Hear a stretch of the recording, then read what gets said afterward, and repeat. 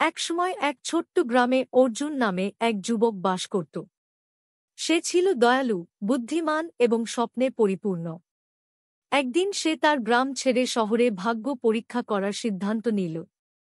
যাওয়ার আগে তার মা তাকে দরজায় থামিয়ে বলল, বাছা, সে বলল, আমার আশীর্বাদ নাও।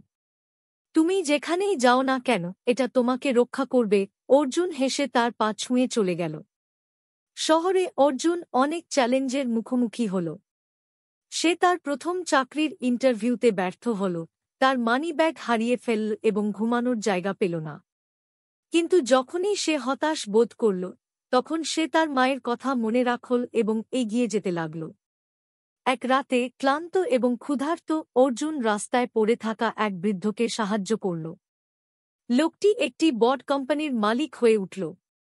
অর্জুনের দয়া দেখে মুগ্ধ হয়ে সে তাকে চাকরির প্রস্তাব দিল। বছর কেটে গেল এবং অর্জুন একজন সফল ব্যবসায়ী হয়ে উঠল। যখন সে তার গ্রামে ফিরে এল, তখন সে তার মায়ের সামনে হাঁটু গেড়ে বলল, এটা ভাগ্য বা কঠোর পরিশ্রমই আমাকে সাফল্য এনে দেয়নি, এটা ছিল তোমার আশীর্বাদ। নৈতিকতা, একজন পিতামাতার আশীর্বাদ হল একটি নীরব ঢাল যা আমাদের এমনভাবে পরিচালিত করে এবং রক্ষা করে যা আমরা কখনই পুরোপুরি বুঝতে পারি না।